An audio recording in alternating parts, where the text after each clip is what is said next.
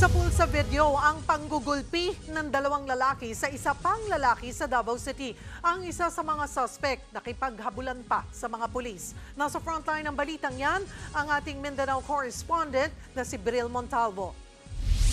Kita sa video na ito kung paanong ginulpi ng dalawang lalaki ang isa pang lalaki sa Leon Garcia Street sa Davao City. Nagtuloy-tuloy ang panununtok hanggang sa matumba ang biktima. Tiyempo namang may napadaang pulis kaya nagpulasan ang mga sangkot sa gulo.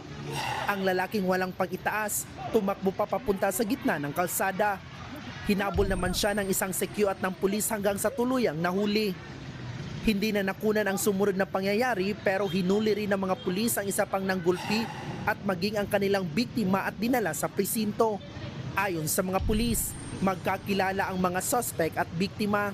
Misunderstanding lang po nangyari. A night before pala, nung naganap yung insidente, may hindi pagkakaintindihan sila na both parties. Nung kinaumagahan, nagkita sila, kaya ayun na po yung nangyari, nagrambol sila.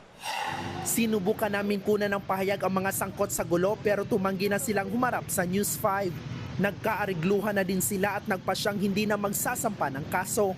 Nagbabalita mula sa frontline, Bril Montalvo, News 5, Mindanao. Mga kapatid, Cheryl Cosim po, huwag maging huli at maging una sa lahat sa balitaan.